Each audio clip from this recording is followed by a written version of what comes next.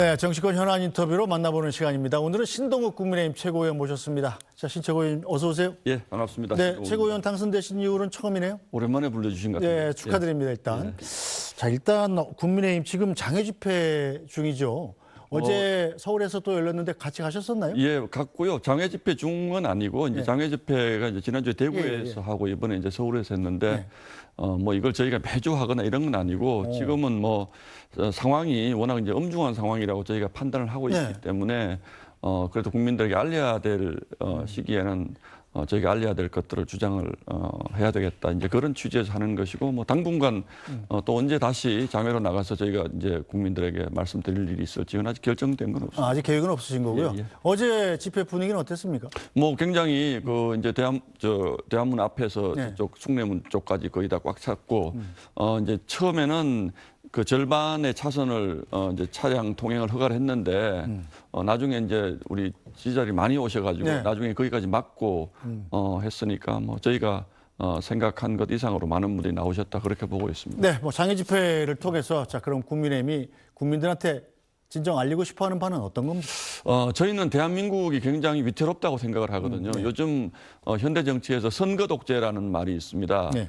이게 무슨 독재라는 것이 과거처럼 군사적 물리력을 동원해서 독재를 하는 것이 아니고 선거로 집권한 권력이 독재의 길로 가는데 그 독재의 길로 가는 핵심적인 요소가 언론을 통제하는 것과 사법부를 무너뜨리는 것이거든요. 네. 대표적인 데가 헝가리의 오르반 정권이라든지 이런 것인데 큰 틀에서 그 방식을 보면 과거 전체주의 국가들이 했던 것도 비슷합니다. 히틀러가 했던 네. 나치 정권도 결국은 선거로 선출된 그 히틀러가 나중에 총통이 되면서 이제 제3제국을 열고 또 뭐 남미의 많은 민주주의가 그 붕괴되는 이런 나라들에서 이런 형태들을 보는데 저는 우리나라의 이 지금 그 사법부 지금 마지막으로 사법부를 압박하는 모습을 보면서 좀 더 위험하다고 생각합니다. 이게 왜 그러냐 하면 이거는 대통령을 지키기 위해서 사법부를 압박하는 것이잖아요. 다른 어떤 대의 명분이 아니고 대통령의 재판이 지금 진행 중인데 그 재판이 중단돼 있고 그렇기 때문에 그 재판을 언제든지 재개될 수 있는 재판이고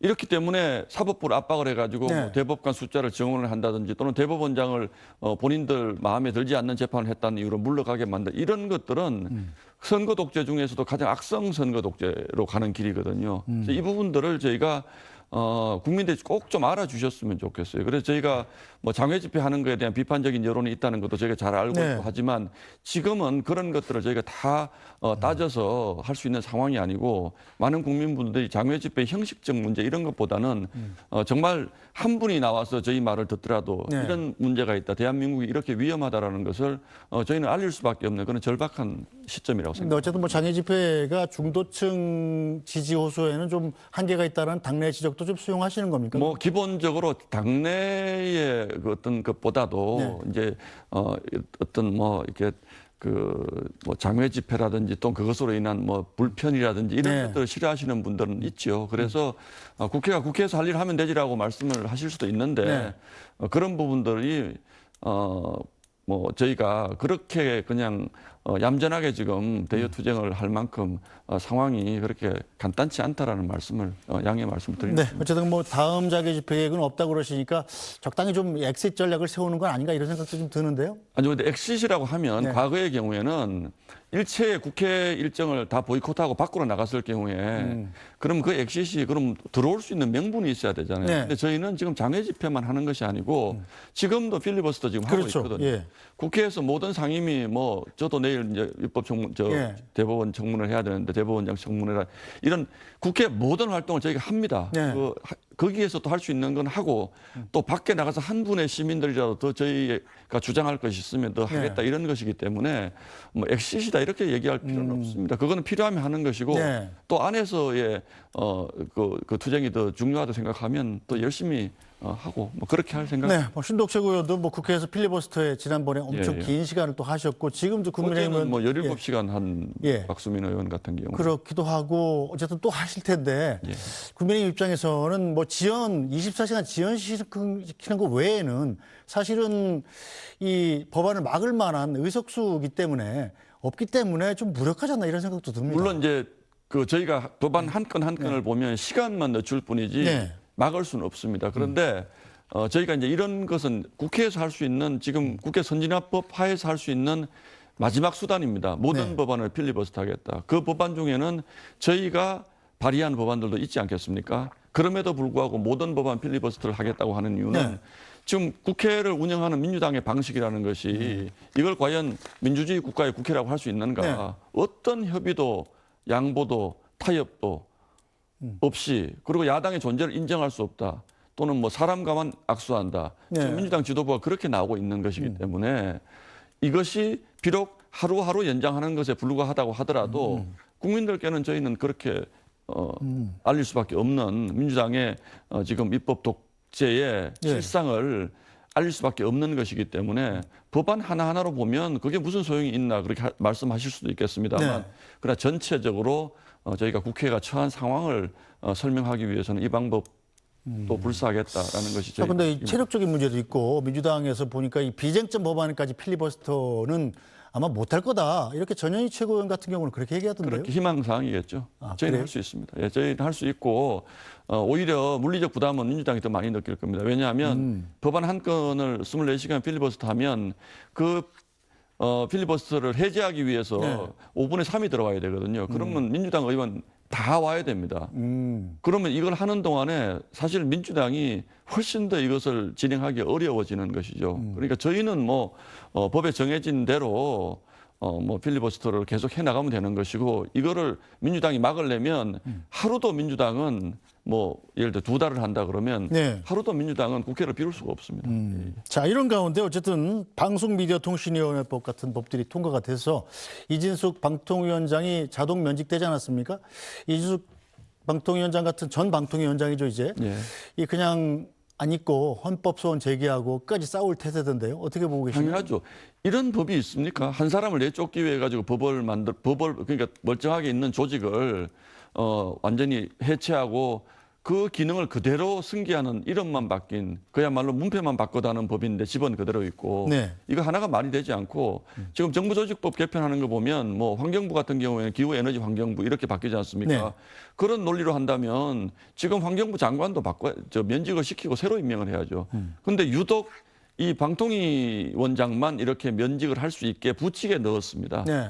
다 모든 직원을 다 승계하는데 정무직만 면직한다 이렇게 되어 있거든요. 그것만 이 방송통신법 개정안에서 그 부분만 넣었기 때문에 저는 이진숙 위원장이 주장하는 것처럼 헌법 소원을 하더라도 이건 뭐 충분히 설득력 있는 토론이 될 수 있을 것이다라고 생각을 하고 네. 정부 조직 개편을 할 때마다 그러면 정부직 공무원들을 다 면직을 해야 되느냐 앞으로도 그러면 이런 부분에 대해서는 상당히 많은 부분 논란이 있을 수가 있는 것이죠. 네, 저 민주당 쪽에서는 이진숙 방통위원장이 저렇게 순순히 물러나지 않은 이유가 내년 지방선거 때 대구시장 나가려고 자기 이미지 구축을 위해서 그런다 이렇게 보는 분들도 있더군요.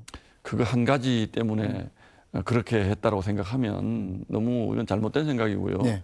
지금 이진숙 방통위원장 같은 경우에는 정말 오랜 기간 동안 민주당과 맞서서 싸웠거든요. 왜냐하면 방통위 운영이라든지 그 방통위 운영을 바꿔서 방송법을 바꿔서 방송을 장악하겠다는 민주당의 의도가 너무나 명백한데 이게 사실 법적으로 싸우는 것만으로는 충분치가 않습니다. 그런데 이진숙 위원장 같은 경우에는 어쨌든 본인이 할 수 있는 권한을 가지고 끝까지 지금 버티고 있는 것이죠. 네. 이게 본인이 대구시장, 본인의 정치적 욕심을 왜 저렇게 하겠습니까?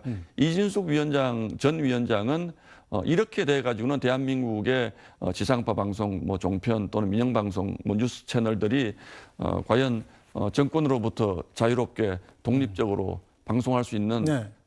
여건이 만들어지겠는가라는 데 저희 당의 생각도 마찬가지고 지금 이번에 개정된 방송법도 민주당 방송을 전부 만들겠다는 취지로밖에는 저희는 받아들일 수가 없잖아요. 네. SBS도 마찬가지 아닙니까? SBS도 뭐 가장 그나마 좀 타격이 적지만 민영방송입니다, SBS. 잘 민영방송인데도 아시겠습니다만. 편성위원회 같은 거 만들게 네. 돼 있잖아요. 네. 그 편성위원회의 절반은 경영진이지만 절반은 또 네. 노측에서 만드는 거니까 이 노측이 순수하게 뭐 한마음으로 방송국의 미래를 위해서 토론을 해주면 좋지만 이게 민주노총의 영향을 받아서 방송국이 독립적으로 운영되지 못하는 이런 것들은 민영방송에까지도 지금 영향을 미치고 특히나 뭐 YTN 같은 그런 민영 뉴스 전문 채널들은 사장도 마음대로 지금 임명을 못하는 이런 구조로 지금 가고 있는 거지 않습니까? 이 부분이 과연 방송의 독립을 보장하기 위한 방송법 개편인가? 저희가 보기에는 뭐 저도 오랫동안 방송을 해서 방송국이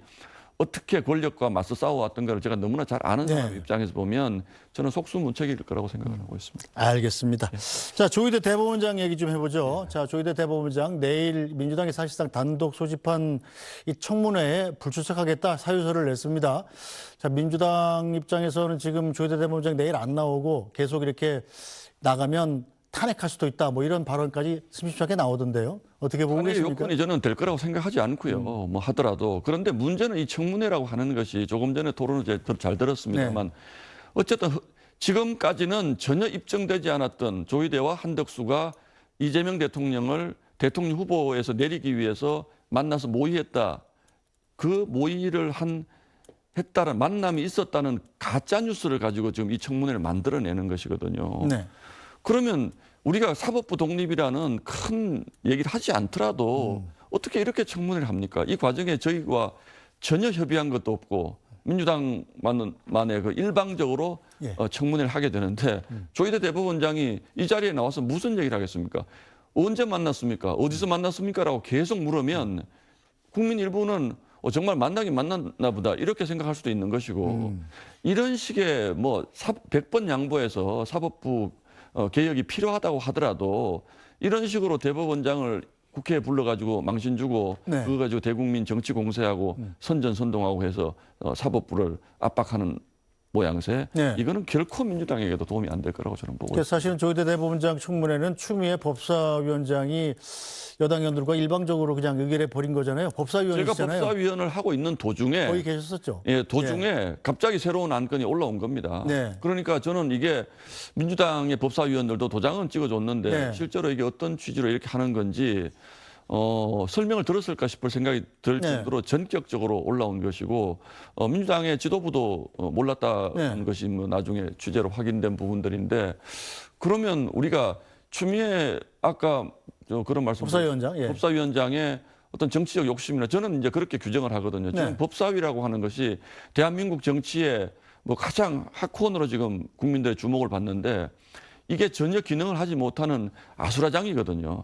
그러면 이게 추미애 위원장의 정치 쇼 비즈니스장이라고 저는 생각을 하고 있는데 이렇게 법사위를 운영할 수는 없는 거죠. 추미애 위원장 입장에서 보면 내일 사법 대법원장을 불러서 청문회까지 하게 되면 본인은 본인의 지지자들로부터 정말 추미애 위원장이 대단하다라는 어떤 정치적 평가를 받을지 모르지만 대한민국의 미래를 위해서 이런 식으로 운영을 하는 것이 과연 맞습니까? 저는 이거는 국가의 미래, 그리고 민주주의의 미래에 정말 나쁜 선례를 남기는 거라고 보고 있습니다. 자, 그런데 정청래 민주당 대표 같은 경우도 뭐 지도부한테 이 추미애 법사위원장이 조희대 대법원장 청문회를 의결하는 걸 사전에 의논을 안 했다고 합니다만 나중에는 이제 밀어주는 식의 추인 정도를 해준 거잖아요.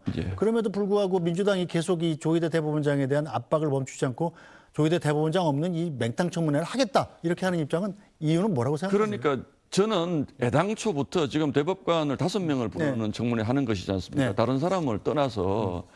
근데 이 5명을 부르는 게 현실적으로 가능하다라고 생각하고 이걸 한 건 아닐 겁니다. 그렇죠. 본인들도 애당초부터 이런 분들은 출석 자체를 안 할 거라고 생각을 하고 청문회에 밀어붙이는 것인데 그럼에도 불구하고 특히 자신들의 강력한 지지자들에게는 어필할 수 있는 뭔가 정치적 메시지를 낼 수 있는 장을 만들 수 있다고 보는 거죠. 거기에서 추미애 위원장의 정치적 이해관계와 정청래 위원장의 이해관계는 비교적 일치하는 것으로 보고 있고 김병기 원내대표나 이재명 대통령 측 용산 대통령실과 이해관계는 또 조금은 다른 것으로 지금 민주당 내부에서도 권력 구도가 그렇게 분화되고 있는 것으로 볼 수밖에 없는데 본인들의 그런 문제 때문에 국가의 정말 가장 민주주의를 유지하는 가장 큰 근간이 사법부를 이런 식으로 이리 차보고 저리 차보고 뭐 정청래 위원장은 뭐 대법원장이 뭐라고 뭐 이렇게 표현하고 뭐 판사가 신이냐 이런 표현을 하는데 저희가 판사나 사법부를 개인적인 인격체 어떤 사람을 존중하는 건 아니지 않습니까? 이 사법부의 판결이라는 것은 국가 시스템을 운영해 나가는 국가를 운영해 나가는 기본 중에 기본이거든요. 여당 대표가 저렇게 얘기하면 앞으로 어떤 판결이 나오더라도 국민들이 여당 대표도 뭐 대법원장이 신이냐, 뭐 지가 뭐라고 이렇게 얘기하는데 어떤 판결을 국민들이 사법부에 대한 존중 자체가 없어질 것이다. 이런 승복을 얘기죠. 할 수가 없는 네. 것이죠. 그러니까 알겠습니다. 자, 추석 지나고 곧바로 국정감사가 시작이 됩니다. 여기에 지금 대통령실에 김현지 총무비서관이 증인으로 나오느냐 안 나오느냐고 지금 여야가 공방이 뜨겁잖아요. 예. 어떻게 나올 거라고 보세요? 나오지 않을 거라고 보세요? 어떤 수단을 써서라도 안 내보낼 거라고 생각을 합니다. 왜 그렇게 생각하십니까? 그래서 이게 당연히 나와야 되는 사람인데 지금까지 용산 대통령실의 입장을 보면 네. 적당히 밀리면 출석을 시킬 요량이면 이렇게까지 하지가 않죠. 그러니까 이게 뭐 통상적으로 그냥 대통령실의 살림을 보는 총무비서관이라면 뭐 나오는 게 당연한데 나와서 어떤 뭐 야당으로부터의 어떤 질문을 받았을 때 네. 대답하기 곤란한 또 그걸 대답했을 경우에 이재명 대통령에 큰 문제가 생길 뭔가가 있지 않다면 이렇게까지 비서관의 출석을 막을 이유는 없지 않겠습니까? 그런데 여기까지 온 것을 보면 자꾸 여당에서는 아니 비서관 한 명 안 나온 거 가지고 왜 자꾸 난리를 치냐고 얘기하는데 네. 반대로 제가 질문하겠습니다. 일개 비서관 한 명이 왜 국회가 부르는데 안 나옵니까? 대법원장까지도 부르는 정당이잖아요. 대법원장도 나와서 질문하겠다. 그게 선출직에 대한 기본적인 예우다라고 얘기를 하는 분이 어떻게 대통령실 총무비서관이 못 나가겠다. 그러면 나갈 수 없는 정말로 진짜 중요한 이유가 뭔가 있지 않겠습니까? 저는 이게 국민들의 불신을 굉장히 키울 거라고 생각합니다. 이제 앞으로는 저 김현지라는 분이 이재명 정권의 뿌리를 흔들 수 있는 저는 리스크로 등장할 날이 저는 머지않았다고 보는데 국민들은 왜 저분을 저렇게 청문회까지 못 나가게 할까? 청문회가 아니죠. 국정감사. 네. 청문회도 아니죠. 네. 국정감사 못 나가게 할까? 그 의문이 해소될 때까지 저분의 존재에 대한 의문을 계속 가지지 않겠습니까? 저는 이번에는 제가 보건대는 네. 어떤 수를 써서라도 나가지 못하는 명분을 만들 거라고 봅니다. 그러나 그것이 국민들을 끝까지 눈속임하긴 어려운 거죠. 네, 알겠습니다. 뭐 대통령실이 어떤 결정을 하는지 좀 보죠. 자, 윤석열 전 대통령 얘기 좀 해보겠습니다. 자, 윤 전 대통령 오늘 내란 우두머리 혐의 재판에 또 나오지 않았습니다. 지난 금요일에 이제 자신의 보석 신문에는 나왔었죠. 이렇게 선택적으로 나왔다가 오늘은 또 이 구토 현기증 증세 때문에 못 나온다고 얘기를 했는데 이걸 보고 좀 지나친 것 아니냐, 왜 사법 쇼핑을 하느냐 이런 비판도 나와요. 저는 뭐 사법 쇼핑이라고 생각하지는 않고요. 그리고 뭐 건강 문제는 제가 정확히 알 수가 없으니까 네. 그 부분은 제가 평가하기 어려운데 좀 더 큰 맥락에서 이 사태를 저는 좀 바라봐야 된다라고 생각을 하는 게 이게 지금 물론 계엄은 뭐 대단히 저도 잘못됐다 생각하고 그 부분에 대해서 윤석열 전 대통령이 법적 책임이든 정치적 책임이든 역사적 책임이든 져야 된다고 생각하는 사람인데 지금 이 사건은 민주당이 계속 그 사안만 보고 있는 것이 아니고 네. 우리 이제 진영 전체를 내란이 진행 중인 상황으로 지금 네. 보고 있는 것이지 않습니까? 정치 재판입니다. 이 재판은. 그래서 저는 그 정치적 의사 표시라고 저는 생각을 하는 거예요. 그런데 그 사이에 이제 건강이라는 부분이 들어 있기 때문에 네. 나오지 않는 것 역시 이제 정치적 의사 표현이라고 저는 생각을 하고 뭐 조금 전에도 그런 말씀이 있었지만 박근혜 전 대통령도 없는 골석 상태에서 재판했기 때문에 네. 그것까지 어떤 여론 재판을 해서 뭐 전직 대통령을 뭐 치사하다라든지 이렇게 매도할 것은 저는 아니라고 보는데 다만 윤 전 대통령이 본인이 당당하게 선택을 해서 충분히 본인의 정책 입장을 설명을 하면 더 좋겠다라고 하는 것은 저도 그렇게 생각을 하긴 합니다. 그러나 그렇게 평가하기에는 지금 저희가 처해 있는 이 국면이 복합적으로 보면 네. 그렇게 쉽게 저희가 재단하기는 좀 어려운 상황이다. 그런 말씀 좀 알겠습니다. 오랜만에 모셔서 많은 얘기 들었는데 혹시 또 더 하실 말씀 있으면 1분만 드릴까요? 아닙니다. 예, 뭐 이제 곧 추석이 다가오는데 추석 때는 정말 좀 푸근하고 편안한 마음으로 추석 명절을 우리 국민 여러분들께서 좀 다 맞이하셨으면 좋을 텐데 저희 정치권이 너무 소란스러워서 정말 죄송스러운 마음을 가지고 있고 지금 또 뭐 국가 어떤 뭐 디지털 그 정부와 관련된 부분들 때문에 피해 고통이 있는 분들 많을 것 같은데 빨리 좀 회복돼서 추석은 좀 편안하게 맞으시길 바라겠습니다. 알겠습니다. 오늘 말씀 여기까지 듣죠. 신동욱 국민의힘 최고위원이었습니다. 말씀 잘 들었습니다. 고맙습니다. 네, 뉴스 브리핑은 잠시 뒤에 돌아오겠습니다.